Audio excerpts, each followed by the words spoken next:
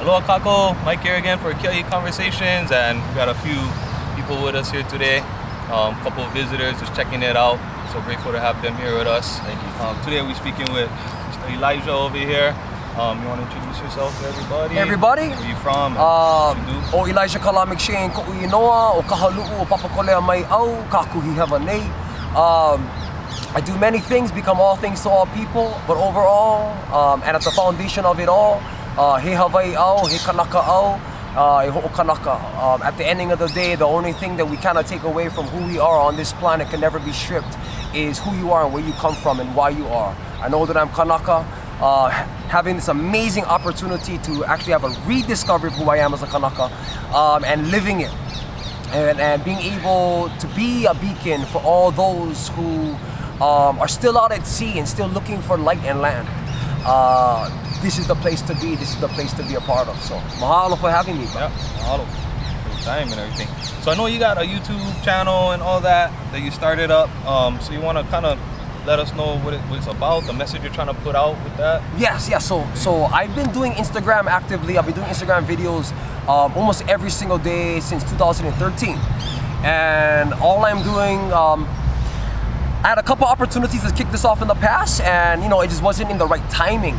But now, because everything that is happening in Hawaii, everything that, all the energies of our kupuna that is in us right now, flowing so heavily, I knew it's a crucial time to introduce a TV show. And so this TV show is going to be called Elijah McShane TV, as my brand is, as my Instagram is, and we're going to be putting 100% of our focus and effort into consciousness and culture and contribution.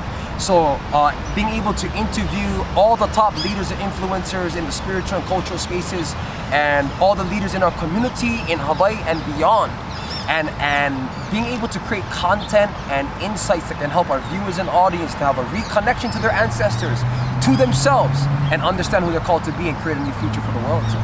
So what do you think you're going to learn through all of this, or what do you expect to learn? What have you learned through your content? Yeah, well, one, I've had a speech impediment all of my life, and so I knew that in order for me to properly overcome the speech impediment that was my biggest insecurity all of my life, and everybody who has had a relationship with me for over 15 years, they all know that I had a massive speech impediment up until I was about 20 years old. I knew that in order for me to overcome that, I had to become a masterful speaker. And so I began to cultivate intentionally the skills of speaking and putting myself out there, even though the kind of speaking and the intellect, it wasn't all there, it wasn't one. But over time, over a practice, I began to have a better understanding of myself. And as I began to study as a student in all different areas, I can communicate new information in new ways, in a way that is elaborate but easy to relate to the people that listen. So now, thinking about this new Hawaiian Renaissance we were just talking about earlier, what sparked you to kind of jump in and get really active with it? Awesome question. It's a kind of, the only way to really answer that question is that if you allow and let go of all the things that holds you back from your fear, your doubt, your shame, ancestral trauma, once you recognize those things and let go, then the wave of energy will take you with it. So I don't say I really hopped in, I say it caught me. And it reignited the inner ancestor that lives within all of us. And through connecting to who I am as a kanaka over these past maybe 26 years, but heavily in these past 5 years, once this kicked off, I knew there's no way I would not be on the front lines for my people and for my country. And so the conviction is there, the inspiration is there, and there's only a few things that I'll put my life on the line for. And at the top of that list, and Steven. And at the top of that list is Hawaii. So, yeah. So this is a good question for these guys over here. I mean, for them to listen in on. So how would you characterize and describe this movement? So like you got guys over here that would be inspiring. Like if they ask, well, how would you describe it? Give it a name, or a few words I would describe it. How would you? So, in terms of a Hawaiian name, I would call it the purest expression of aloha and kukahi, meaning purest expression of love of land, love of self, love of people, love of culture. Everybody, not only kanaka, But in order to enforce that and make that a reality, we must kukahi. And kukahi is the name of the biggest march in Hawaiian history on October 5th. Kukahi means to stand in unity, one. And that all relates to not only all of humankind, but it's beginning in the lāhui, in lāhui kanaka, in our Hawaiian community, and it's spreading out. Yeah, but in terms of English terms, so people can relate overall, revolutionary.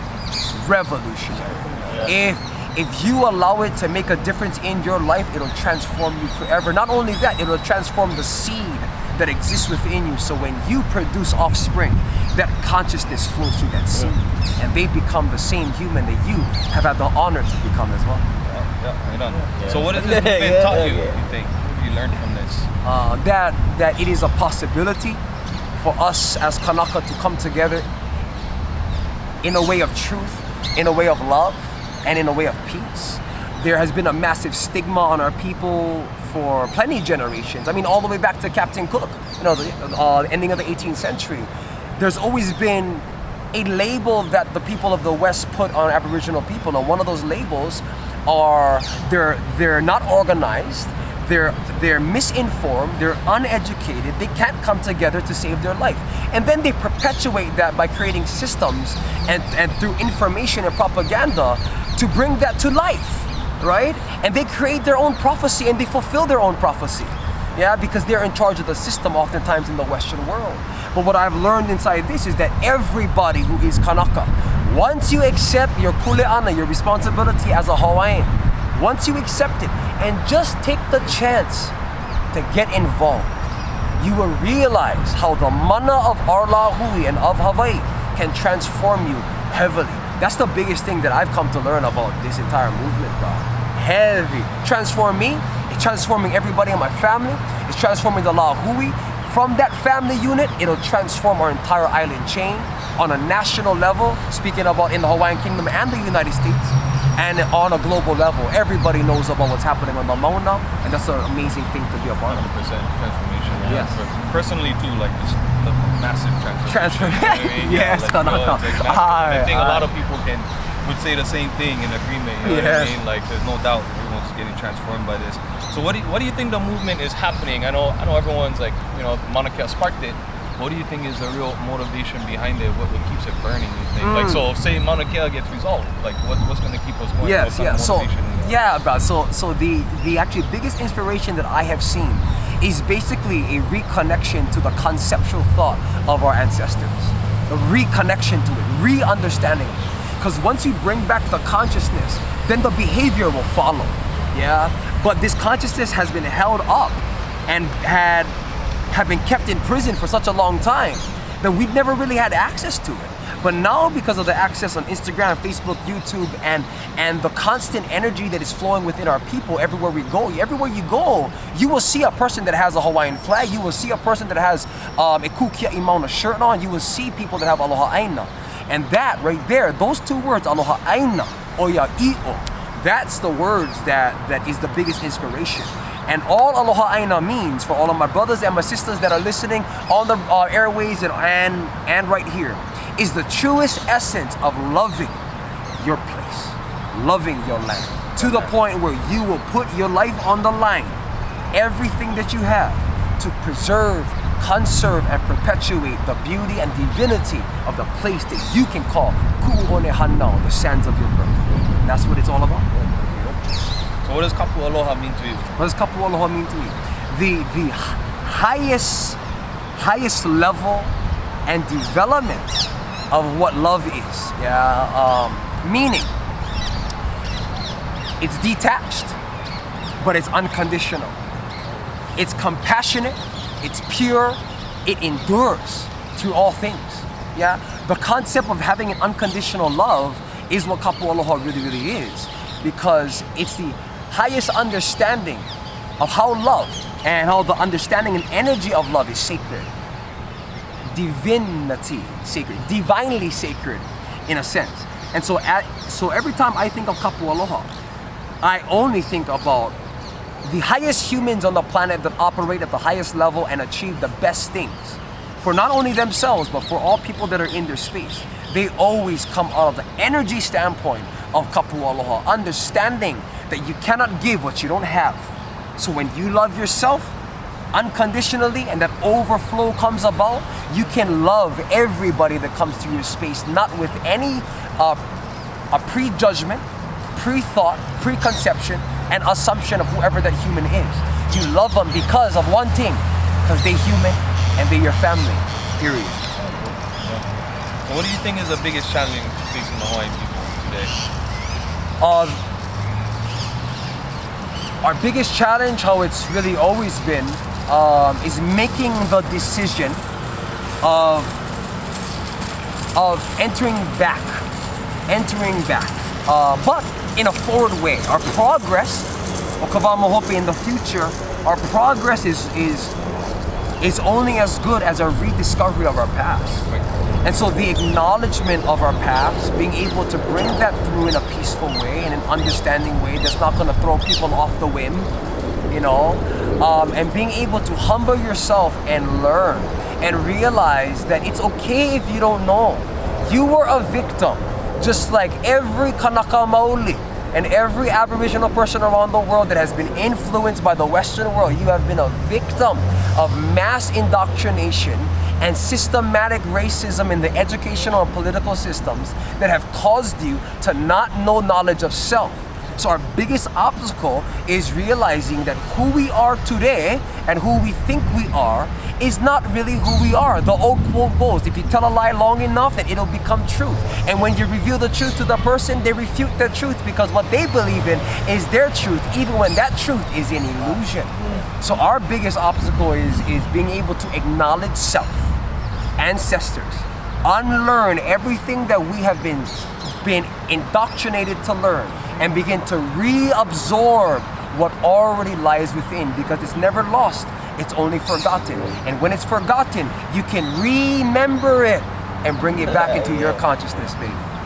And I think a good example is what we were talking to you guys about earlier, about the Hawaiian language being banned only up until 1986. Like, you know, and I think that's a really good example of people like myself being a victim. I don't know how to speak Hawaiian, you know, the little tidbits here and there, but I can't have a full conversation with somebody, you know. So I think that's a good example of being victim and indoctrinated and all those kinds of things. Yeah, absolutely. It's tough for us, you know. Yeah, do you think the government cares about the Hawaiian people and why? Do I think the government, Keopuni, of the state of Hawaii cares about the Hawaiian people? Yes and no. Yes, because the state of Hawaii only cares about the Hawaiian people when it's convenient to them. And being a part of the political game in the United States of America, the state of Hawaii is enforcing things that never brings about a win-win. They think it does, but it's always win-lose long-term. Right. So yes, because I don't think that Ige, Caldwell, the people that are calling the shots within the state of Hawaii government are bad people. Because inherently, people are good humans. They learn bad behavior, you know, thought patterns. And so I always love to think that they love our people because they were raised here. How can you not? The problem is when there's so much conflict of interest and you're being pulled in so many different directions, and when you involve different factors like money, power, development, greed, different things that begins to influence the ego to build it to a higher level, and when you subscribe to that information and that deal that could potentially help to feed your family for hundreds of generations, but the one thing you must do is put the Hawaiian people out. When you're put to that situation, that's where people like Ige and Caldwell, everybody that are in positions of powers, they must make a decision according to their ancestors. That's why I encourage people. The first step is reconnecting to self, and yourself can only be the whole sum of the ones that have come before you. You know, and so yes answer. The no answer is because the proof is in the pudding. It's very, very, very easy to be on the side of kanaka, because all we are about is aloha aina, aloha akua, and aloha kanaka. you love the land, you love the spirit and the culture, and you love the people. That's what we're about. That's what our entire kingdom was about ultimately. First, it's the first country that had a constitution that equal rights for all people. So we care about people, we care about land, but the first understanding is that we cannot have anything if we do not have culture, identity, understanding of self, and control over land base. And that's what the state of Hawaii continues to try to manipulate to keep us out of that power. Yeah, so what do you think is the best way to bring about change, for the Hawaiian people? So the best way to bring about change in the Hawaiian people, as I said in a previous answer, is become an eternal student. Decide to choose to relinquish all that you know. You keep the good, but in order to understand that what you know is good, you're gonna have to go on a path to kind of have a basic introspection of what beliefs were put upon you and what beliefs are inherently within you. And so if you can go through that process and realize what is good and what is bad, what is pro and what is con, what is helpful for the aina, what is not, then you can begin to have transformation within, and that transformation will cause transformation outside as well. And so, wait, transfer question again? Change, yeah? Yeah, what is the best way you think to bring about the change for us? So the best way to bring about the change, one, I envision that in the next 8 to 10 years, the Hawaiian language will be mandatory within educational systems.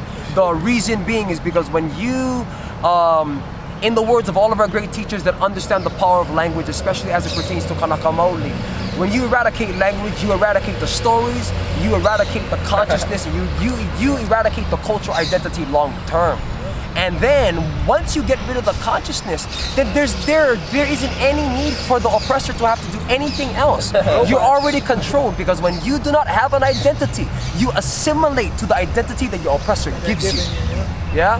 And so this is the understanding that all Aboriginal peoples, especially African people, same thing. Yes, the exact same thing, right?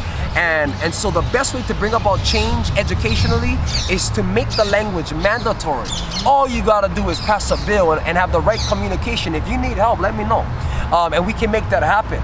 Because that's so crucial. Because my family, I have an amazing family of kanaka maoli. There's only one person in my lineage that speaks Hawaiian, and that's my tutu, in her 90s. Yeah, all the way to me. Yeah, all the way to me. That's over 65-year gap that people don't speak Hawaiian. Meaning, they don't speak Hawaiian.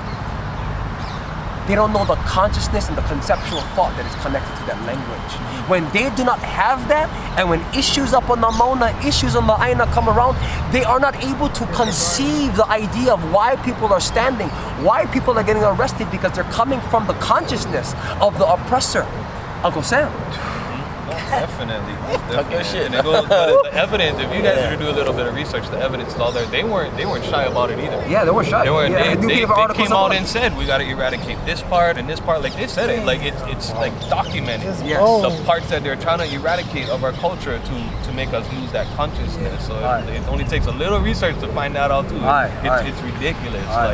That moment when I told you guys, our language was illegal up until 1986, you guys like, damn, like it's like damn yesterday. A lot of us in the lāhui in this movement now, even for myself, we're finding out new things like all the time. Where I'm like, what? Like that happened? Like that's messed up. You know what I mean? Like so. That's crazy. It is kind of crazy, yeah. Right. So, if there's any one issue you could solve immediately, what would it be? The healing and the health of our people. Yeah. So I only state that it's because it doesn't matter who you are, where you come from. If you have pain that is undealt with and has caused ancestral trauma, it could be in your physical life. You have to go through healing within your physical life. Have it be things that happened to you in your childhood, things that happened to you in your household today, things that you believe within yourself that is inflicting pain upon yourself and you don't even know it. Yeah? And so as you begin to go through that process of healing thyself, and then you go into your ancestry and begin to understand the ancestral trauma that has caused you to think the way you think today and begin to mend that, then when you pass bills and when you open business and when you do specific things and lead and speak, you can have the confidence that the place you're coming from is coming from a place of truth, is coming from a place of love, emotions unattached, speaking truth to power and purpose. And that is one thing that I believe, not only Kanaka Maoli, but Aboriginal people all around the world, including the Western man. The Western man is unable to make quality decisions, not all of them, but a vast majority of them in political powers, they're unable to make, and I'm not speaking about Caucasian, they're a vast majority, but I'm talking about the Western thought, the consciousness. When you put them that are unhealed, or their ancestral trauma, pain and insecurities within self, when you put them in positions of power and they get swayed, they do not have any rock to hold on to, because their entire life is built on this idea that the sand is rock. And when the wave come and wash away the sand, they realize, holy damn, I was standing on weakness this entire time because their pain has not been healed. So I'm creating a concept each quarter of deep healing retreats for all of our men in Hawaii. Deep retreats on aspects of healing ancestral trauma, healing trauma of today, understanding self. And what we use is the healing plants that our ancestors have given us around the planet, and being able to unlock consciousness at a higher level so that the people that go into business, go into politics, they always come out of a place of they are whole. They don't need anything outside to make them feel secure and whole. So when they make decisions, it is made out of understanding the entire perspective that is being offered, and not just their own personal perspective that can defeat everybody else. So I know you kind of touched on it a little bit. I heard you say a couple of things, but again, what is the most misunderstood or mischaracterized part of the movement? Like, like pro-TNT people might say about kia'i, Yeah, well, in terms of the cultural aspect and the social aspects, our people has always been viewed pre and post overthrow as being too activist-like, aren't able to actually do things politically, aren't able to organize in an effective way to create change within the political system, economic systems, educational systems. And that's always been a huge stigma and label on Kanaka people. And that's been perpetuated through the media and through the news. Yeah? And so that right there is a stigma that has caused us to not only live up to that, but to also perpetuate that. Because if the information around is the only information you're getting, you think you need to become that in order to be a part of that and contribute in a positive way. But I come from the space where you can be a Kanaka that can become anything to all men, not being ku'e all the time, but being ku'e when it's needed. But being educated also when it's needed, which is all the time. Being able to counsel, yet be on the front lines. Being able to speak to the governor, yet be in handcuffs in the time of a protest. Becoming what is needed to the benefit of our people. And so the biggest hurt and obstacle and the label that has been put upon us is that we aren't versatile. And those things are changing. Those things are changing right now with Aloha in a party coming into the political system, the emergence of our education, TV shows coming out, podcasts coming out, people spreading mass amounts of wisdom to encourage enlightenment in our lāhui, so that we don't always have to be what they say we are. We can only be who we are, and we determine our future, our reality, and our destiny for our children and beyond. And just to bring up something I was going to bring up earlier, I know you're talking about learning the language, and you said like 10 years from now or something, mandatory language is mandatory. You probably know about this, but for everyone else, if you don't know, UH is now offering free Hawaiian language classes without credit. So shout out to the student body for making that happen. Like free olelo for everybody. You just walk in and you can learn Hawaiian. So don't miss that. You guys want to look into that. Learn about yourself. Learn who you are. And a huge plug before that, for big honors and appreciation to an amazing cousin of mine who is hosting that. Her name is Paige Okimura.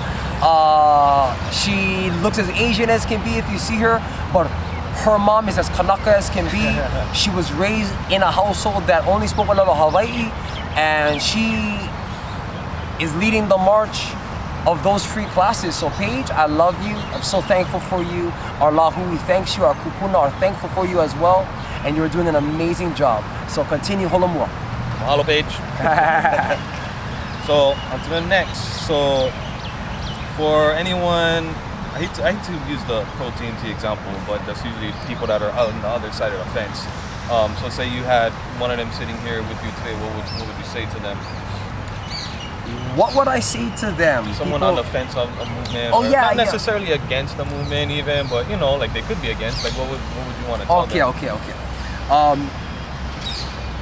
I told this to a handful of people that I have come across that have had kind of been on the fence, been in limbo, you know, about being kue or being imua TMT. And the basis of it is as I explained before, understanding history, understanding culture, understanding that the people that have been here for 2,000 years may have a greater understanding, a deeper connection in comparison to the people that have been here for 120. We may have, you know, so it's a great opportunity to learn. And when you begin to understand the cultural significance and the mo'olelo, all those stories that lie within our culture and our history, you will understand the stance. The often objection is economic, educational, help us progress. Yeah. If all the stargazers had an opportunity in ancient days to put a structure up there to be able to see the stars in a clearer sense out into the cosmos, then they will probably want it, right? I say, ole. The reason is because we understand the things that we cannot see oftentimes it doesn't have any correlation to what happens on the planet. Only what we can see with our maka is gonna affect us. And when we can understand what we see, and when you're on top of the mauna and know that this is the place of the kilo, of all the watchers and observers, and they utilize that place to see the stars and cosmos, you really realize that it's not the understanding that you're after. You are preserving and conserving the place that allows you to gain that understanding. And when you put anything up there that interrupts and disrupts with the ecosystems and with the power and with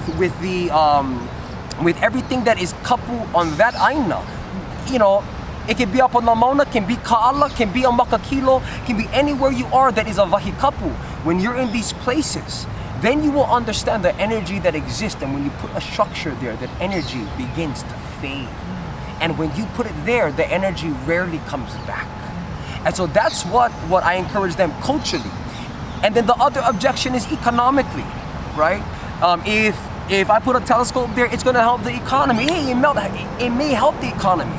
But if the improving of the economy is the basis for your decision, then you are driven by the idea that has been oppressing everybody for a long time, because money is a concept that has only hurt humanity in many, many ways, made huge impacts on our archipelago, on our ecosystems.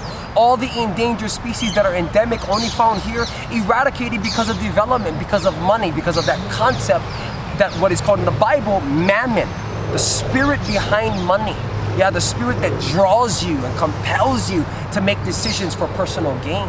You know, and so if you take away the economic idea, if you take away all ideas of the West out of the equation, then it's fairly easy to make a decision on a basis of being a good human. Easy. And I believe that you guys are good humans, Imua TMT. I believe you guys are. All that it is you guys have been a part of a system that has impacted us all. And it's not that our people here are not in favor of TMT. We're just not in favor of TMT on our mauna. And when they go to other places and the Aboriginal people stand up to them, then they're not in favor of that telescope on their mauna either, right? So you find a place where you can put it and it not affect the culture, the people, the understanding, the ecosystems, the land. So Kalamai, we had a little camera issue, so if there's a cut in there, then I had to kind of edit us back in to this. You know, did it finish? What did you say? You got to finish your thought? Okay, as long as you got to do that. Yeah. So actually, we only got like a couple more questions anyway. So as a kiai, what is the best way that someone can contribute to the movement, you think? When, you know, because I've had people tell me just be present. You know, people want to do protocol every day and learn. Like, to you, what do you think is the best way? I had this question asked to me a couple weeks ago, and it has a scene that is in the movie On Malcolm X.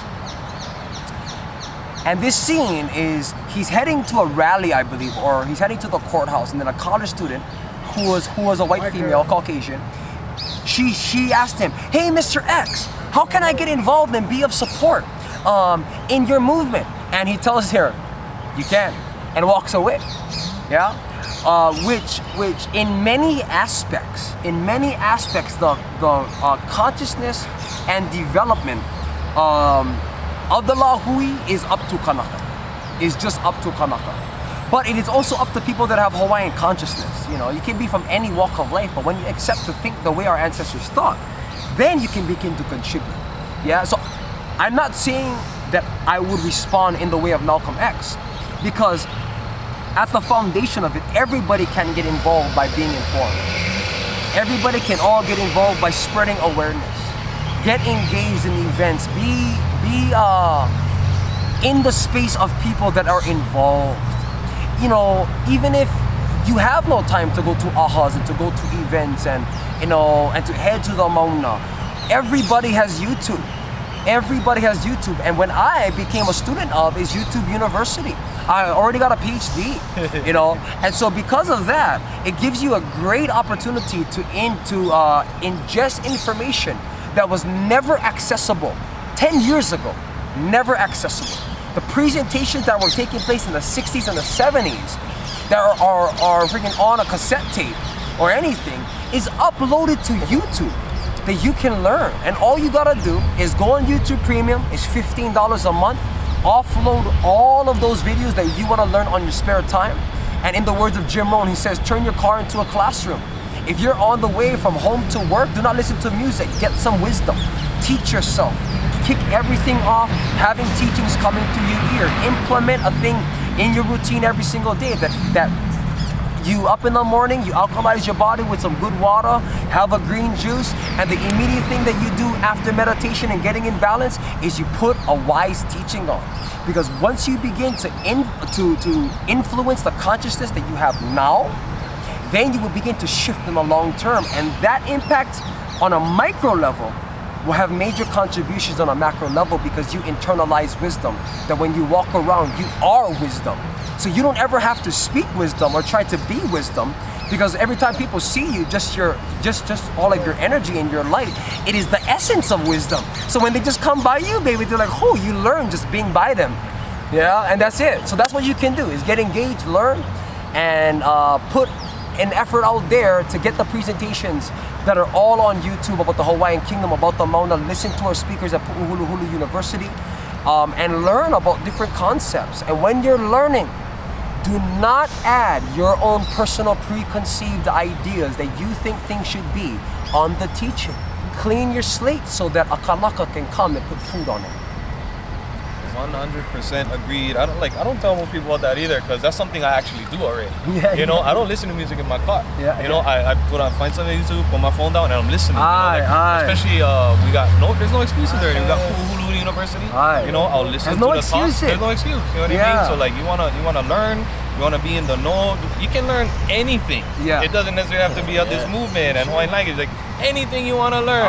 Another thing I used to love listening to is TED Talks. I don't know if TED Talks is another good thing. They got like good subject matter on there. Yes. All kinds of stuff. So that's a really good point. And like I said, that's something I already do. Yeah. So I like that you mentioned that. And because like I said, no excuses. Yeah, yeah. You know what I mean? Like, yeah, and it had this old quote that is basically in all the speeches of all the personal development experts. They always know this because this really sticks. Is that the only excuse is a story that you convince yourself that is correct, that you cannot do something. Yeah, because things are wrapped up in stories. The only excuse that you have is what you tell yourself. That's all there is. Yeah. And one big thing that you can do after begin getting educated is begin empowering and encouraging and pouring into other people. Yeah, be an overflowing glass so that wherever you go, that water hydrates the life within people. And there's this old quote that I've always stuck to all of my life in all of my speeches. If you can see a person for how they could be, then they will become who they should be. Hotep. Ah, yes, Hawaiian. Take on Aloha fast guy. Oh. Mahalo.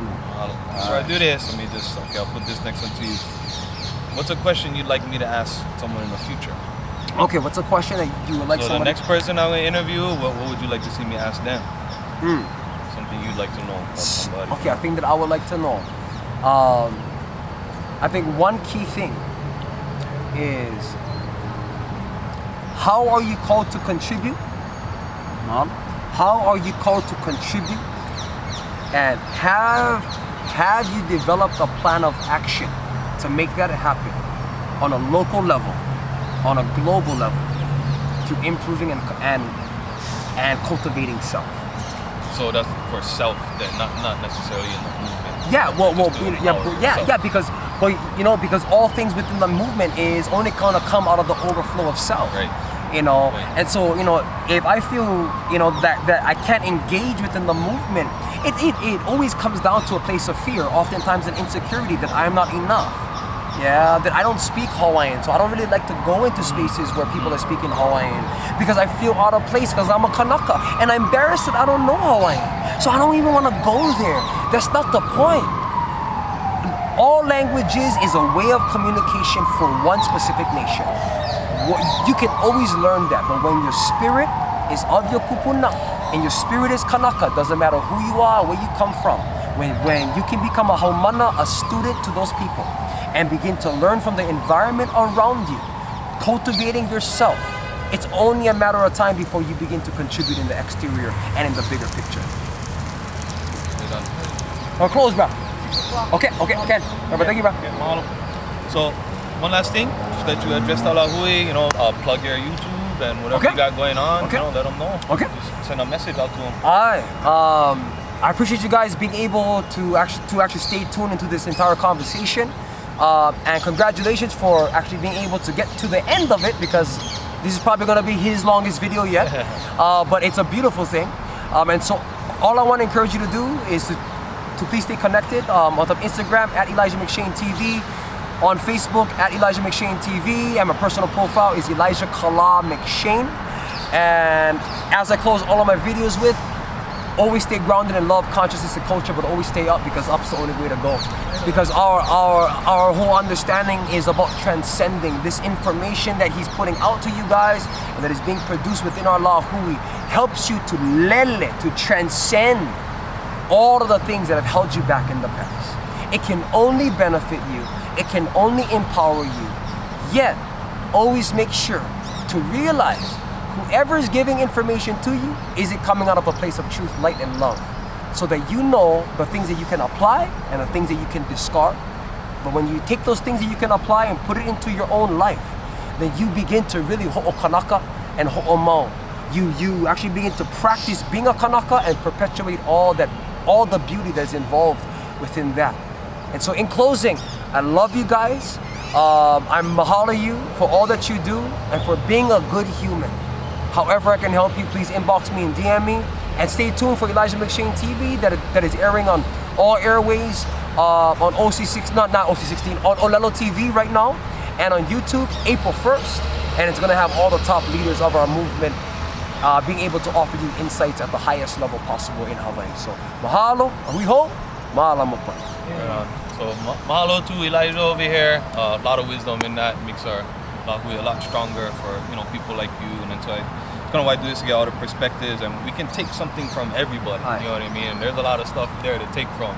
So mahalo for that. Mahalo you guys for coming over here. And man. Yes. Mahalo you guys for coming on this journey. I know you guys want to experience true culture, and what better place? Just so you guys know, we're at Ilani Palace. You probably see the gazebo over here. So if you didn't know that, but love having these guys here with us, sharing some ava over here. We're about to go check out the aha for Lot 200.